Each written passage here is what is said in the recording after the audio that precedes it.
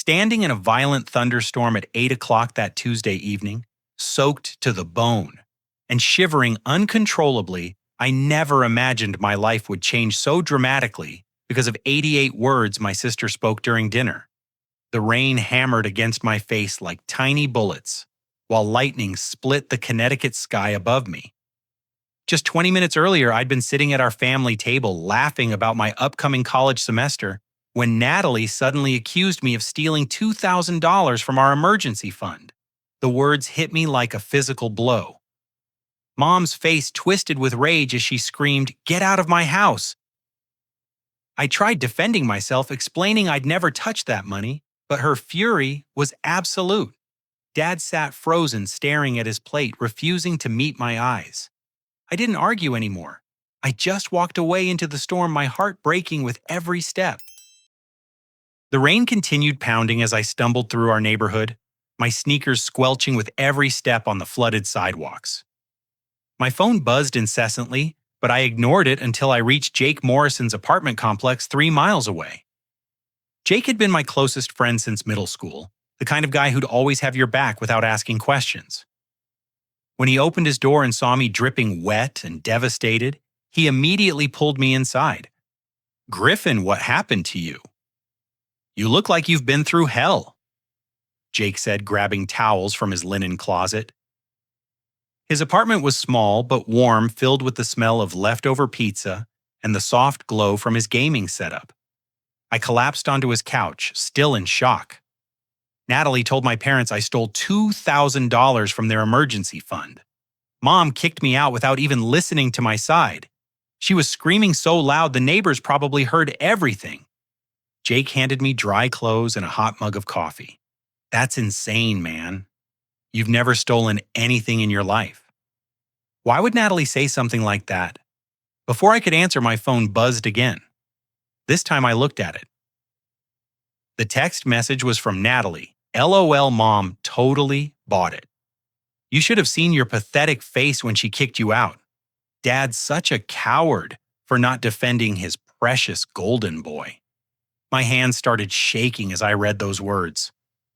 Jake peered over my shoulder and his jaw dropped. "Are you seeing this? She's laughing about it. This wasn't some misunderstanding, Griffin. She planned this whole thing." I screenshot the message immediately, my mind racing. "I need to call home right now. Dad needs to see this. This proves I'm innocent." But when I dialed our house number, something strange happened. Dad answered on the first ring, his voice oddly calm. "Griffin." I already saw the text message. It popped up on the living room TV screen because your phone is still connected to our family sharing account. Relief flooded through me. "Then you know I didn't steal anything. You know Natalie lied." There was a long pause. "Come home, son. We need to talk." 20 minutes later, I stood in our front hallway, water still dripping from my jacket onto the hardwood floor.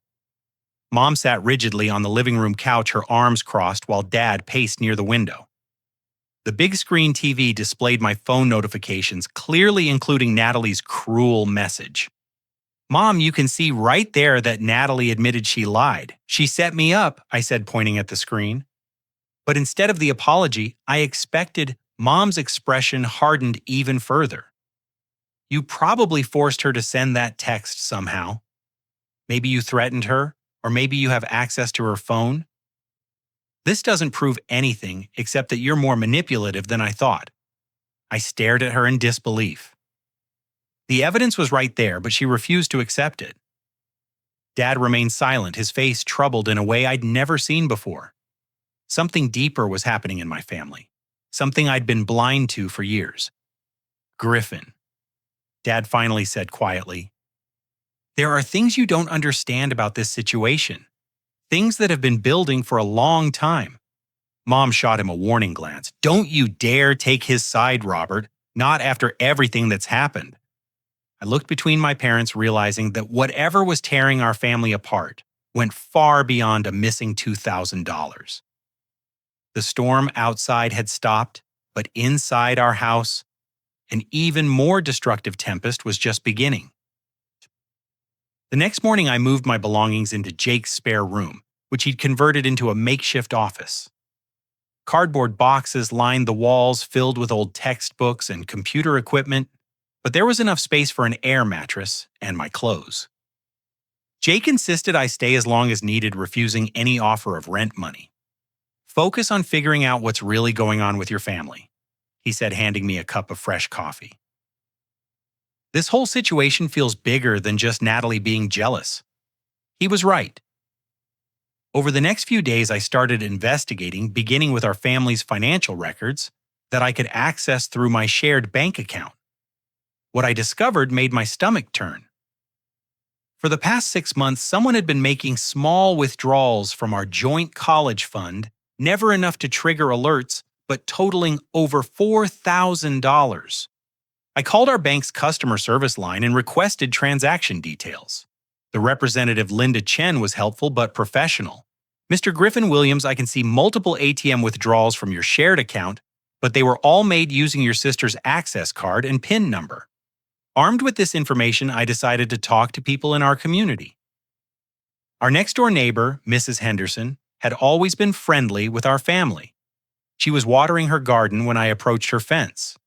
"Griffin, dear, I heard there was some trouble at your house the other night. Are you all right?" she asked, her weathered hands still gripping the garden hose. "Mrs. Henderson, I need to ask you something important.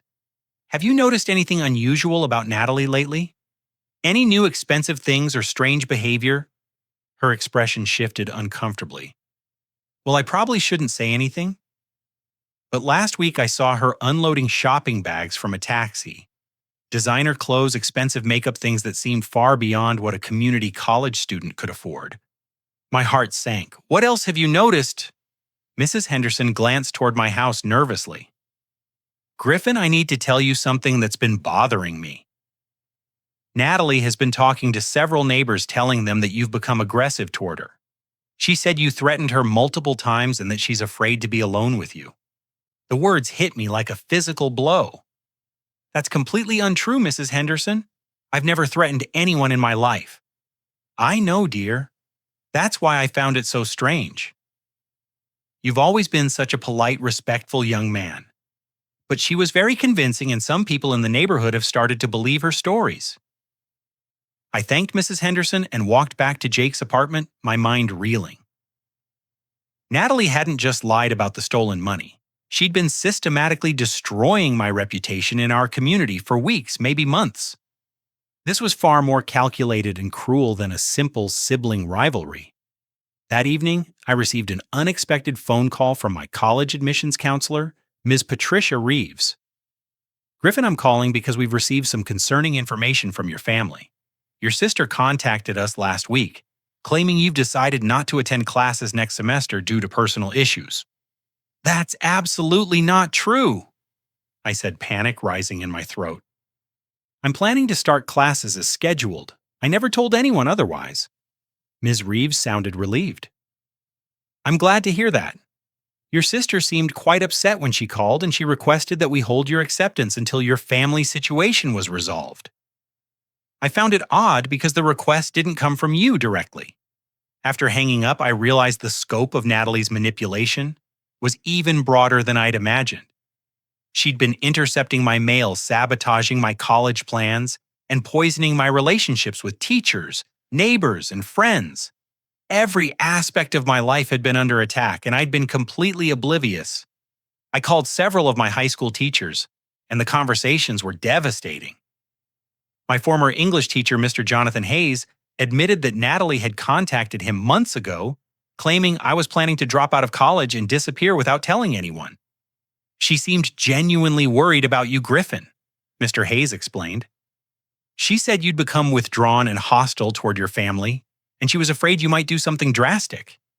By the end of the week, I'd uncovered a pattern of lies and manipulation that stretched back nearly a year.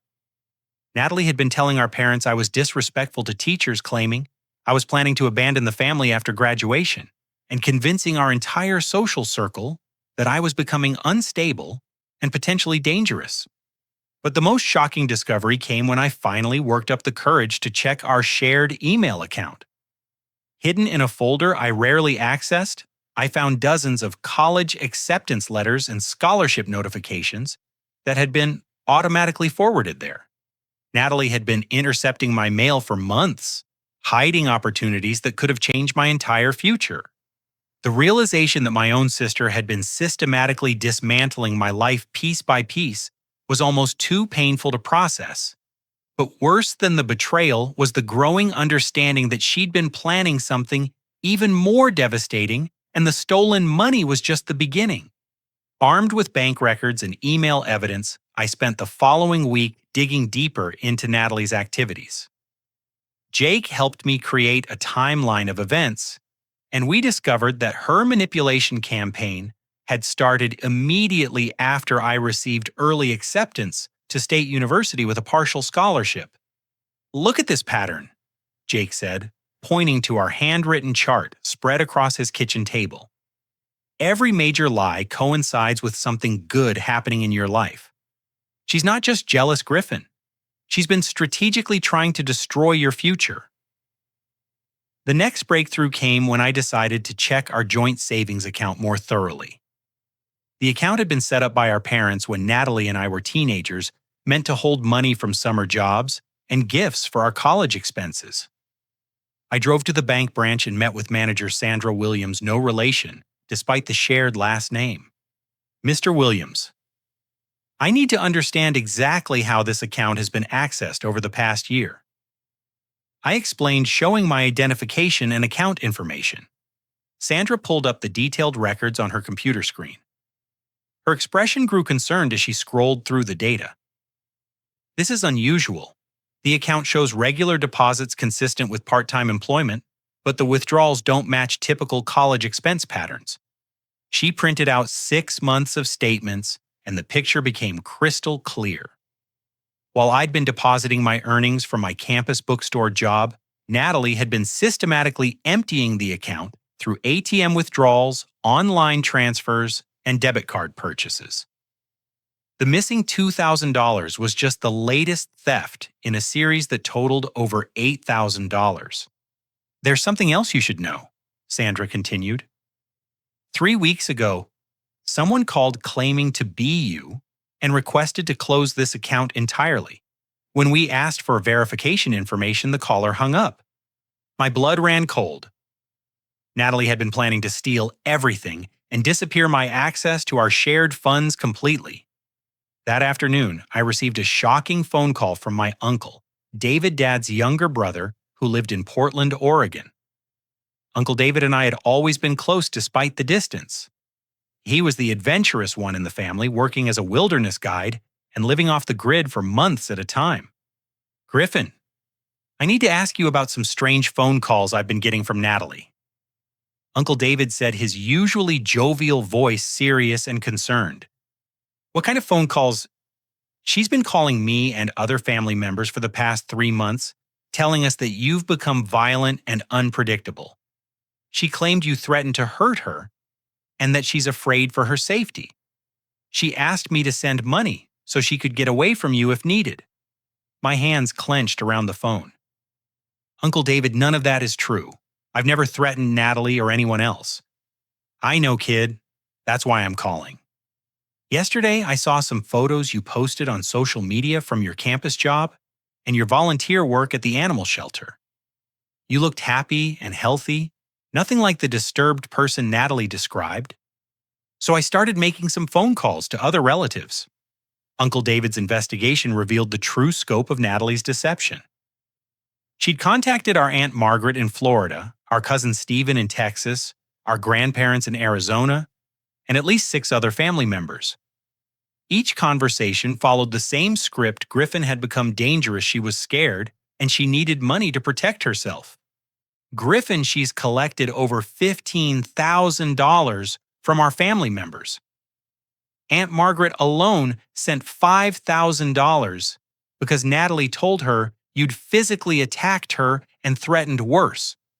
The room started spinning as I processed this information. My entire extended family believed I was an abusive, violent person who posed a threat to my own sister. Years of relationships had been poisoned by her lies. "Uncle David, I need to prove this is all fabricated. Will you help me?" "Absolutely. I've already started calling everyone back, But we need concrete evidence.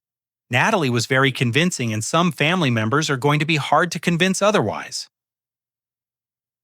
That evening, Jake and I sat in his living room surrounded by printed bank statements, email records, and notes from my conversations with teachers and neighbors. The evidence was overwhelming, but I felt powerless against the web of lies Natalie had constructed. There's something else I need to investigate, I told Jake. I need to figure out where all that money went. $8,000 from our account plus $15,000 from relatives. That's $23,000.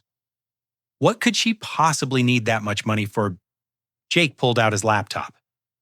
Let me check her social media accounts. Maybe there are clues there. What we found was disturbing. Natalie's Instagram and Facebook profiles showed a lifestyle completely inconsistent with a community college student living at home.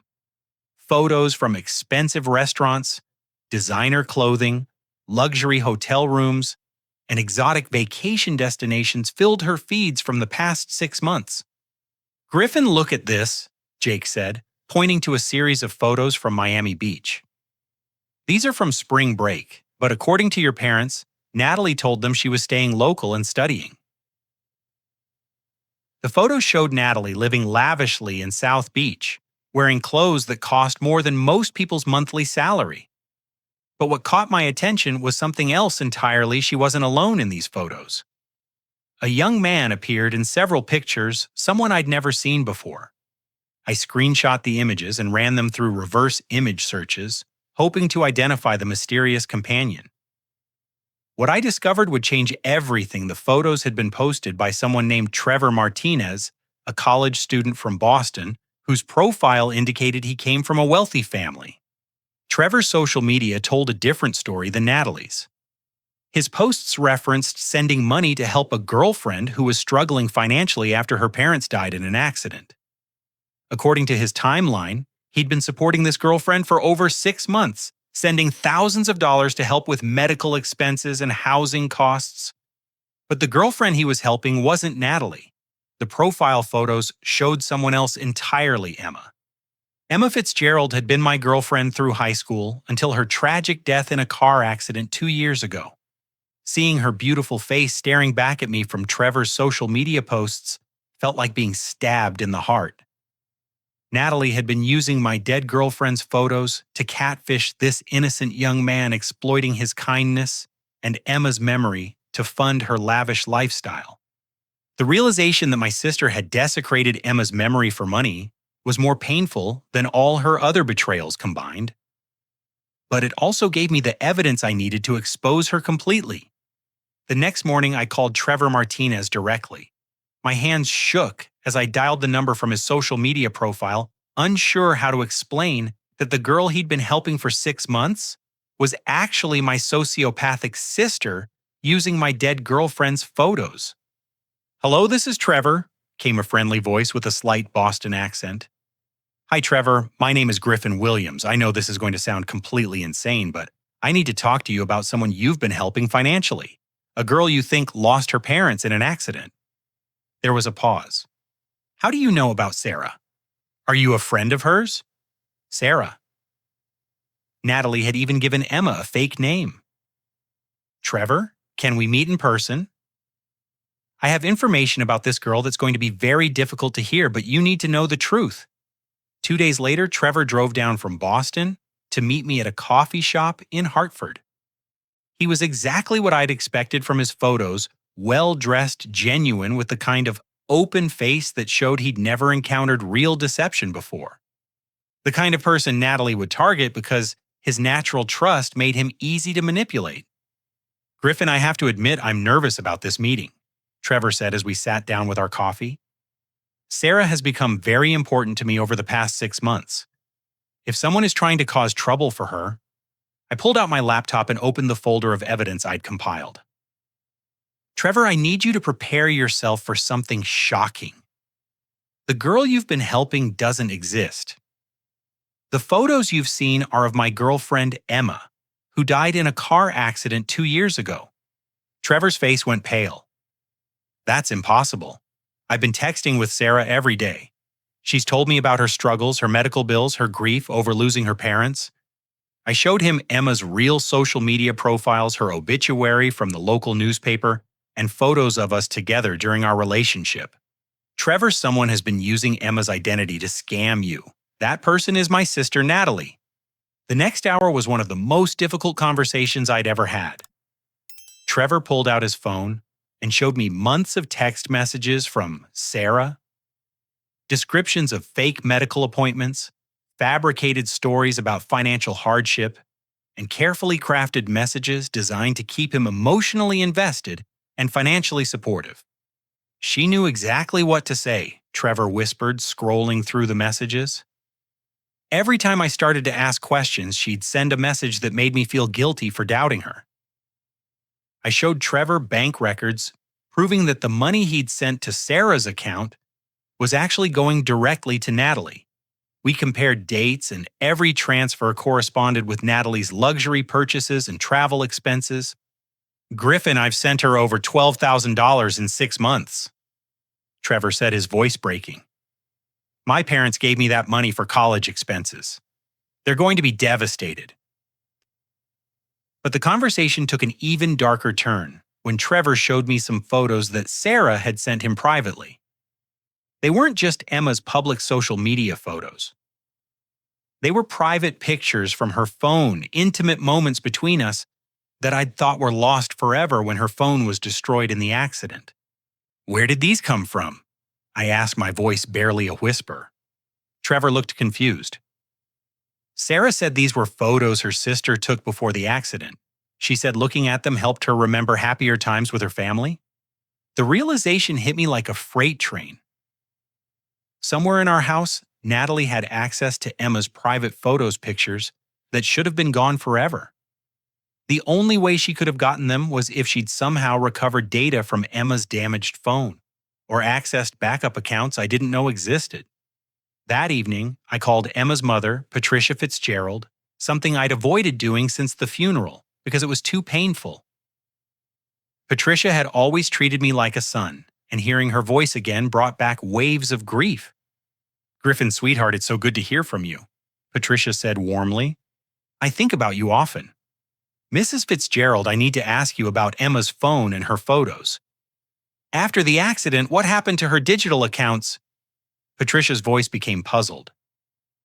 Well, the police gave us her damaged phone, but we were never able to recover anything from it.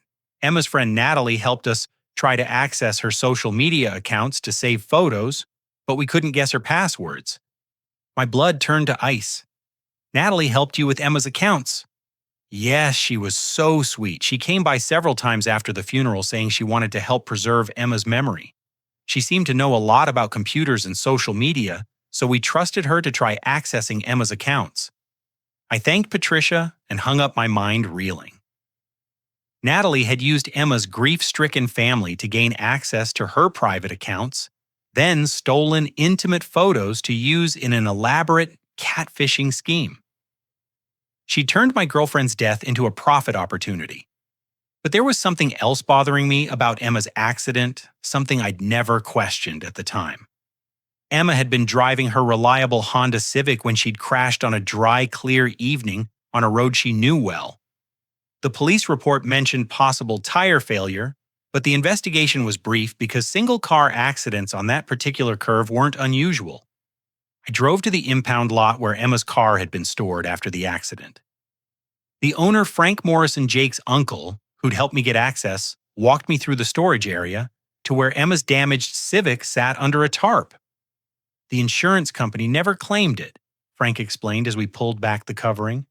Been sitting here for 2 years. You're welcome to look around if it helps with closure. I knelt beside the mangled front wheel and examined the lug nuts. What I found made my stomach drop, clear evidence that the lug nuts had been loosened before the accident. The threading showed recent tool marks, and the pattern of failure indicated deliberate sabotage rather than natural mechanical failure. Emma hadn't died in a random accident. Someone had murdered her by sabotaging her car. And the only person with motive opportunity and the sociopathic cruelty to commit such an act was my sister Natalie, who'd always been insanely jealous of my relationship with Emma. Standing in that impound lot surrounded by the wreckage of Emma's car and the ruins of my family, I finally understood the true scope of Natalie's evil. She wasn't just a liar or a thief. She was a killer who'd been manipulating our family for years, and I was the only one who could stop her. That night I sat in Jake's apartment staring at photos of Emma while rage and grief battled in my chest. The woman I'd loved had been murdered by my own sister, who then used her memory to scam money from strangers. Every assumption I'd held about my family had been shattered. Jake found me there at 3 in the morning, still sitting in the dark with Emma's pictures spread across the coffee table. Griffin talked to me. "What did you find at the impound lot?" I told him everything: the loosened lug nuts, the evidence of sabotage, the realization that Emma's death wasn't an accident. Jake listened in stunned silence, his face growing paler with each detail. "We need to go to the police right now," Jake said. "This is Murder Griffin. Natalie killed Emma, and she's been covering it up for 2 years. I can't just walk into a police station with a theory and some loosened bolts," I replied. "I need irrefutable proof. If I accuse Natalie of murder without solid evidence, she'll find a way to destroy everything and disappear." Over the next 3 days, I developed a plan with help from Uncle David and Trevor, who'd driven back down from Boston, determined to help expose Natalie's crimes.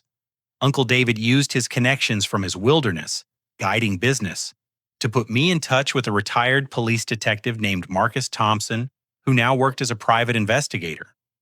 "Son, what you're describing suggests a pattern of escalating antisocial behavior," Marcus explained during our meeting at his Hartford office. "If your sister really did sabotage that car, she's not going to stop with financial crimes. People like this escalate until someone stops them." Marcus agreed to help investigate, starting with forensic analysis of the lug nuts from Emma's car. He had contacts at independent automotive labs who could provide expert testimony about the sabotage evidence. Meanwhile, Trevor and I worked together to gather digital evidence of Natalie's catfishing operation. Trevor had saved every message, photo, and financial transaction from their 6-month correspondence. We documented how she'd exploited Emma's identity and Trevor's kindness to steal thousands of dollars. "I keep thinking about how manipulative those messages were," Trevor said as we organized the evidence. "She knew exactly how to keep me emotionally invested. Every time I questioned something, she'd send a heartbreaking story that made me feel guilty for doubting her." But our most important discovery came when Uncle David suggested we search Natalie's room for additional evidence. The challenge was gaining access to our family house without alerting my parents or Natalie to our investigation. The opportunity came when Mom called to inform me that she and Dad were attending a weekend marriage counseling retreat to work through the family crisis. Natalie would be staying at her friend Jessica's house, leaving our home empty for 48 hours. Jake and I entered through the basement window I'd used to sneak out as a teenager. The house felt foreign and hostile, filled with memories that now seemed tainted by Natalie's manipulation. We went straight to her room, which she kept obsessively organized and private. What we found there was devastating. Hidden in a locked drawer which Jake picked using skills from his misspent youth was a detailed notebook filled with Natalie's handwriting. Page after page documented her plans to destroy my life systematically. The notebook read like a sociopath's manual. "Griffin's relationship with Emma makes him feel superior. Removing Emma will destabilize him emotionally and make him easier to manipulate. Mom and Dad's favoritism toward Griffin stems from his academic success. Sabotaging his college plans will shift their attention to me. Extended family sees Griffin as the golden child. Creating stories about his violence will turn them against him permanently." But the most chilling entry was dated just 1 week before Emma's accident. "E's car has been having minor issues. Perfect opportunity to ensure the problems become fatal. G will be devastated and everyone will comfort him making him vulnerable to suggestion that he needs family support more than independence. The notebook also contained detailed financial records of her scamming operations. Besides Trevor, she'd been catfishing at least 4 other young men using different stolen identities. The total amount stolen exceeded $30,000 over 18 months. Hidden behind the notebook was a small digital camera containing video files that made my blood run cold. Natalie had been secretly recording private family conversations for over a year, collecting material she could edit and use to support false narratives about my behavior. One video showed her deliberately provoking me into raising my voice during an argument about household chores, then editing the footage to make it appear I'd threatened her unprovoked. Another showed her placing expensive jewelry in my dresser drawer, setting up evidence for a theft accusation she never followed through with. The final video file was the most disturbing security footage from our garage, showing Natalie working on Emma's car the night before the accident. The timestamp proved she'd been sabotaging the lug nuts less than 12 hours before Emma's fatal crash. "Griffin, we have everything we need," Jake said quietly as we copied the files to multiple storage devices. This notebook and these videos prove premeditation for everything she's done, including Emma's murder. But as we prepared to leave, I found one more piece of evidence that broke my heart completely: a box of Emma's personal belongings that should have been returned to her family after the funeral. Natalie had kept Emma's jewelry photos and even personal letters as trophies, souvenirs of her successful murder. Standing in my sister's room surrounded by evidence of her calculated evil, I felt the last pieces of my old life crumble away. The family I'd thought I knew had never really existed. The sister I'd grown up with was a stranger capable of murder and manipulation beyond my worst nightmares. But along with the grief came a new determination. Emma deserved justice. Trevor and the other victims deserved their money back. My extended family deserved to know the truth. And I deserved to reclaim my life from the person who'd tried to destroy it systematically. The next phase of my plan would be the most dangerous, confronting Natalie directly, with the evidence while recording her reaction. If she confessed, we'd have everything needed to ensure she faced consequences for her crimes. If she tried to run or escalate her attacks, at least we'd be prepared for whatever came next. Marcus Thompson helped us plan the confrontation carefully. "People like your sister are most vulnerable when they think they're in control," he explained. "We need to create a situation where she feels safe enough to admit what she's done, not threatened enough to become desperate."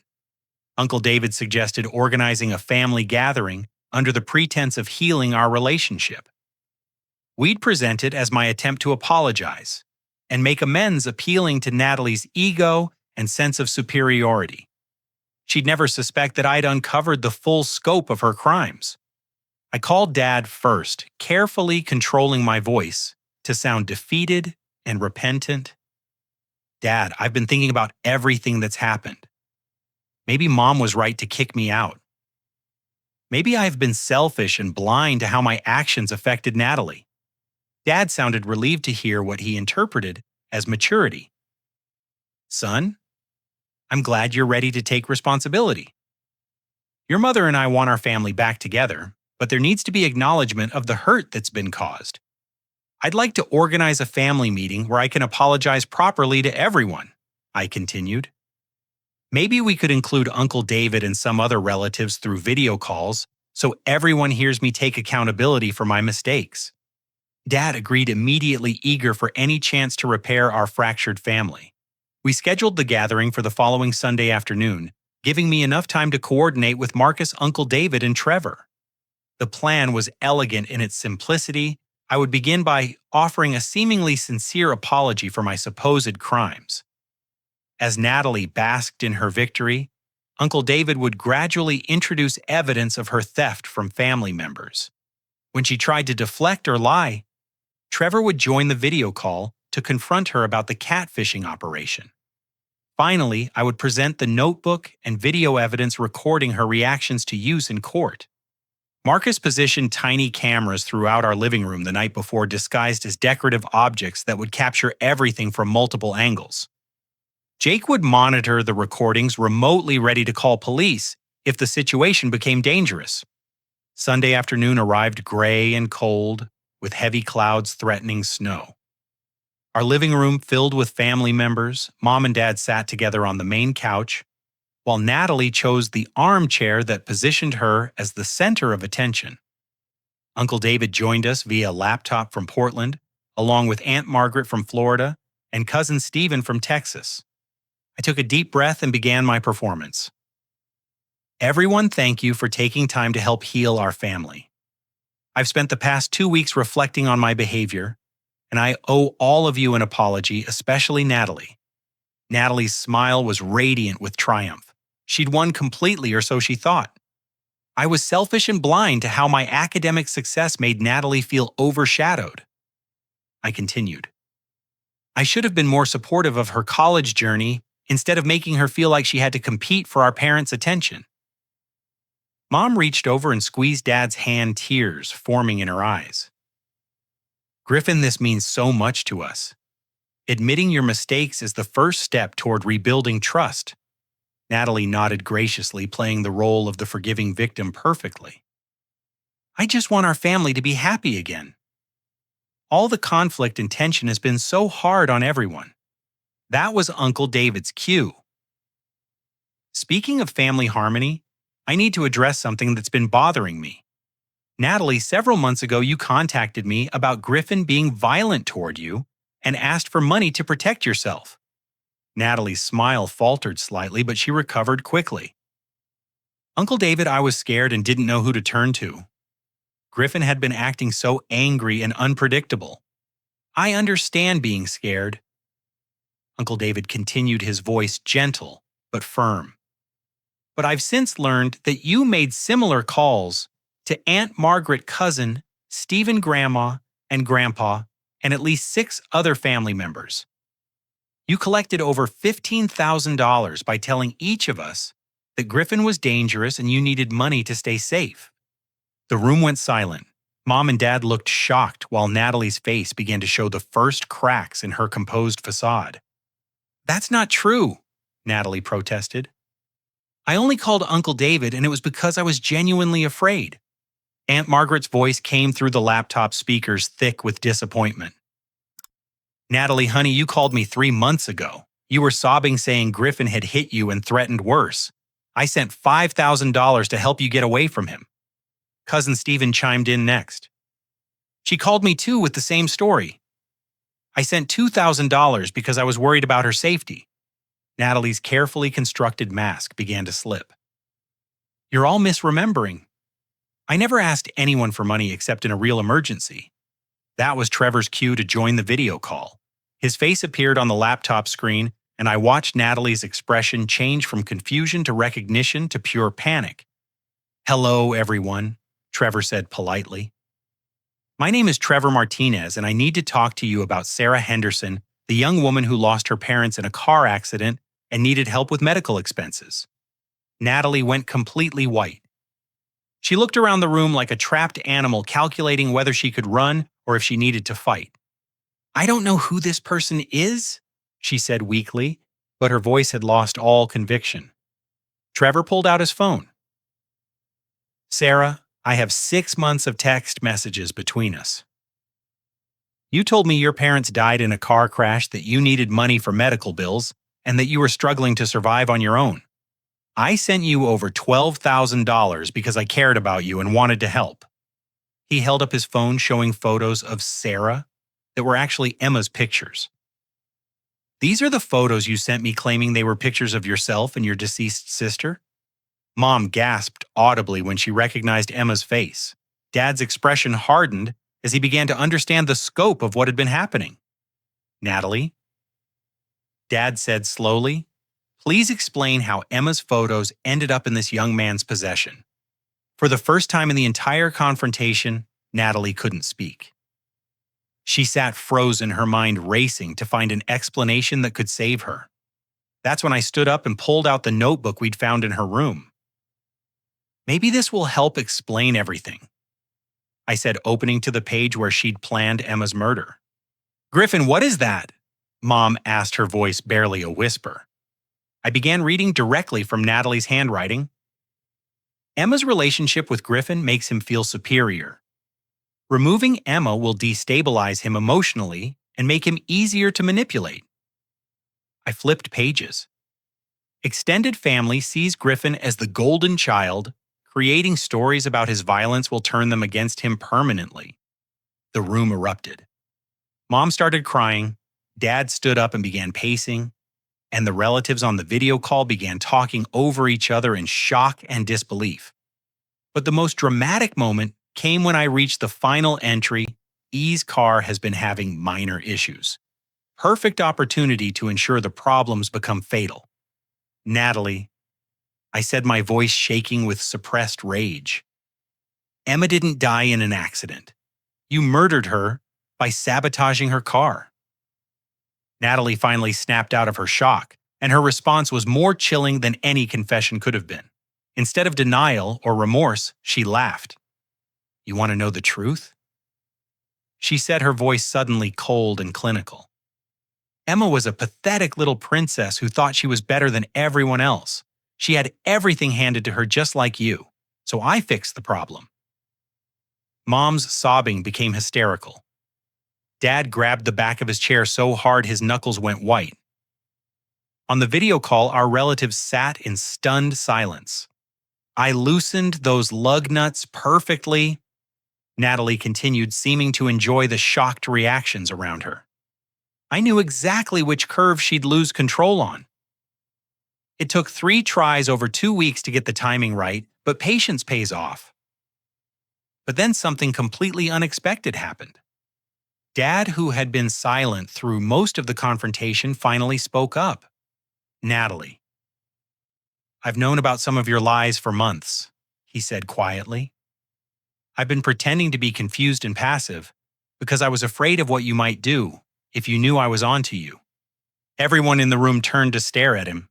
Even Natalie looked shocked. Dad continued, his voice growing stronger. You've been putting something in my coffee every morning for the past 4 months. Anxiety medication that you steal from Mom's prescription bottle. You've been drugging me to keep me compliant and confused so I wouldn't interfere with your manipulation of this family. He walked to the kitchen and returned with a small plastic bag containing white powder. I've been pretending to take my coffee every morning, but actually collecting samples. Marcus Thompson had it tested, and it's confirmed to be lorazepam. Natalie's face went through a series of expressions, shock, rage, calculation, and finally a cold acceptance that her game was over. You have no idea how much work it took to manage all of you, she said, with disturbing calmness. Mom's so desperate to be the perfect mother that she'll believe any sob story. Dad's too weak to stand up for anything he believes in. Griffin's too trusting to see manipulation right in front of his face. And the extended family is so guilt-ridden about not staying in touch that they'll send money to anyone who claims to be in trouble. She stood up and smoothed her hair as if preparing for a photo shoot. The only mistake I made was not getting rid of Griffin the same way I got rid of Emma. But there's still time to fix that problem. The threat hung in the air like a physical presence. Dad immediately called 911 while Uncle David contacted local police from his end. Within 15 minutes, 2 patrol cars arrived at our house. As the officers handcuffed Natalie, she looked directly at me with a smile that will haunt my dreams forever. You think this is over, Griffin? You have no idea what I'm capable of. Prison is just another place to plan, and I have a very good memory for people who cross me. But her threats couldn't diminish the overwhelming relief I felt as she was led away in custody. For the first time in months, I could breathe freely, knowing that the person who had been systematically destroying my life was finally facing consequences for her actions. The weeks following Natalie's arrest moved quickly, like dominoes falling in a predetermined pattern. Marcus Thompson's forensic analysis confirmed that the lug nuts from Emma's car had been deliberately loosened with specific tools that were later found in Natalie's possession. The notebook provided clear evidence of premeditation for multiple crimes spanning over 2 years. Detective Sarah Coleman, who was assigned to the case, told me that Natalie's behavior in custody was consistent with antisocial personality disorder. She showed no remorse for any of her actions, Detective Coleman explained during one of our interviews. When we presented evidence of Emma's murder, she actually seemed proud of how cleverly she'd executed the plan. The financial crimes alone were staggering. Besides the money stolen from me, and our extended family investigators discovered that Natalie had been running catfishing operations on at least 7 different men using stolen identities to collect over $45,000 in total. Trevor's case was just the tip of the iceberg. But perhaps the most satisfying moment came when all our family members learned the truth about Natalie's manipulation campaign. Aunt Margaret flew in from Florida for the trial, and when she hugged me in the courthouse hallway, tears streaming down her face, I finally felt like my family was healing. "Griffin, I'm so ashamed that I believed those lies about you," Aunt Margaret said. "You've always been such a good boy, and I should have known something was wrong when the stories didn't match the person I knew you to be." Uncle David became my strongest advocate throughout the legal process, helping coordinate testimony from family members and ensuring that everyone understood how systematically they'd been deceived. "Natalie preyed on our love for family," he explained to a local newspaper reporter covering the case. "She knew exactly which emotional buttons to push to make each of us respond the way she wanted." The trial lasted 3 weeks and the evidence was overwhelming. Natalie was convicted on multiple charges: first-degree murder and Emma's death fraud, for the catfishing operations theft, for stealing from family members, and assault for drugging Dad's coffee. The judge sentenced her to 25 years to life in prison, with eligibility for parole only after serving the minimum sentence. Trevor and I became close friends through the ordeal, bonding over our shared experience of being victimized by someone we'd trusted. He decided to use his experience to help other catfishing victims, starting a support group at his college in Boston. "What Natalie did to us was horrible," Trevor told me during one of his visits to Connecticut. "But if we can help other people recognize these manipulation tactics, maybe we can prevent someone else from going through what we did." The money Natalie had stolen was gradually recovered and returned to victims. Trevor got back most of what he'd sent, though some had been spent on her lavish lifestyle and couldn't be recovered. Our extended family members were reimbursed from the sale of jewelry and electronics Natalie had purchased with stolen funds. But the healing process for my immediate family was more complicated.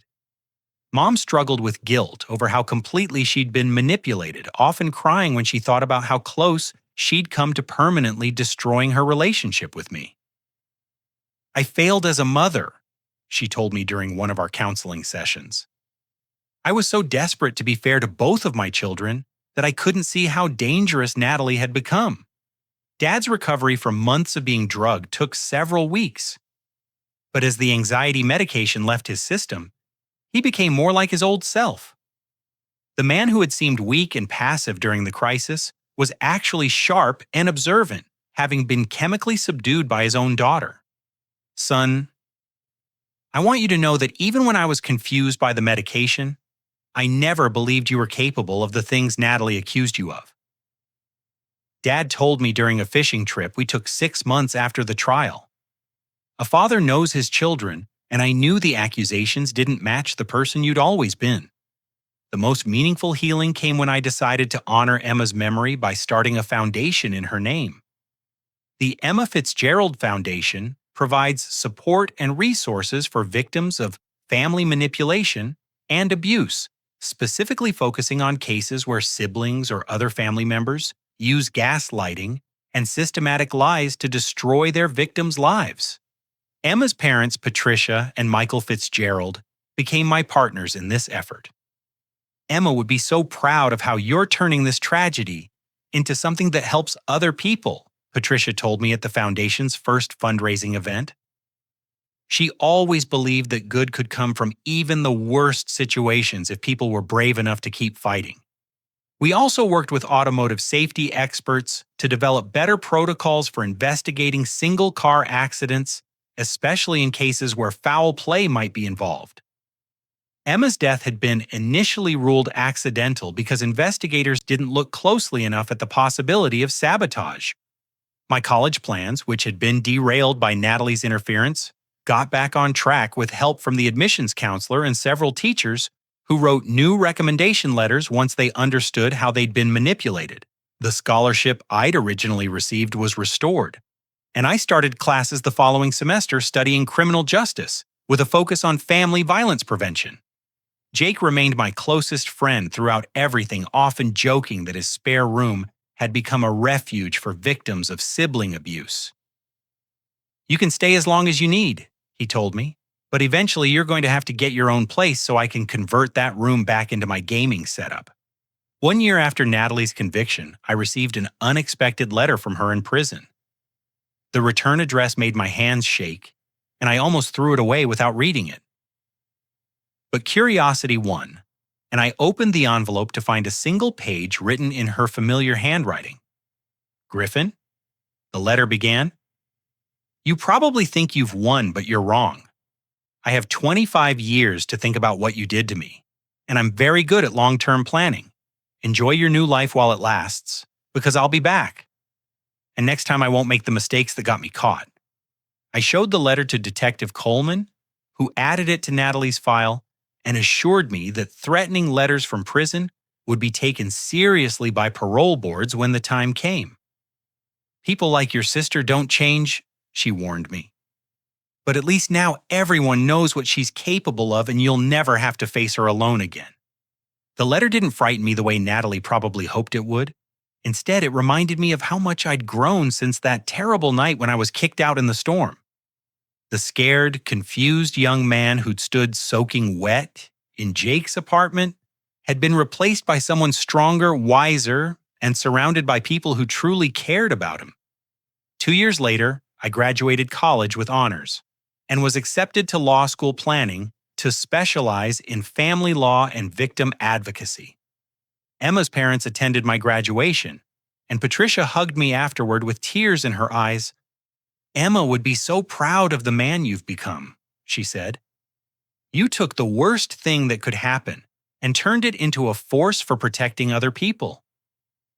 Standing there in my cap and gown surrounded by family and friends who had stood by me through everything, I finally understood that Natalie's greatest failure wasn't getting caught. It was believing that destroying someone meant taking away their hope. She'd taken Emma from me, stolen money from people I loved, and tried to turn my entire family against me. But she couldn't take away my determination to build something better from the wreckage she'd created. The foundation we'd built in Emma's name had already helped dozens of families recognize and escape manipulation. My testimony had helped convict 3 other people of similar crimes in nearby communities. The storm that began when Natalie lied about stolen money had indeed changed everything. But instead of destroying me, it had revealed strengths I never knew I possessed and connected me with people who became true allies in the fight for justice. Sometimes people ask me if I ever forgive Natalie for what she did. The honest answer is that forgiveness isn't something I think about anymore. I'm too busy building the life I want to live, surrounded by people who choose honesty over manipulation and love over control. The most important lesson I learned from this experience is that family isn't just about blood relations. Real family consists of people who stand by you when the truth is hard, who believe in your character, even when evidence seems stacked against you, and who help you become the best version of yourself rather than tearing you down for their own benefit. Emma's memory lives on not in the lies Natalie told about her, but in the foundation that bears her name and helps protect other families from the kind of systematic destruction we experienced. Every person we help escape a manipulative family situation is a victory that honors what Emma meant to me and what she would have wanted for the world. And on quiet evenings when I'm working on cases for the foundation, I sometimes feel Emma's presence encouraging me to keep fighting for truth and justice, reminding me that love is stronger than hate and that people who choose to build rather than destroy will always ultimately win. The young man who was kicked out in that storm learned that sometimes losing everything you think you have is the only way to discover what you're really made of. And what I found beneath the wreckage of my old life was something Natalie could never touch: the unshakable knowledge that I deserved better, and the determination to help others realize they deserve better too. Have you ever experienced someone in your family trying to turn everyone against you with lies and manipulation? How did you handle discovering that someone you trusted was systematically trying to destroy your life?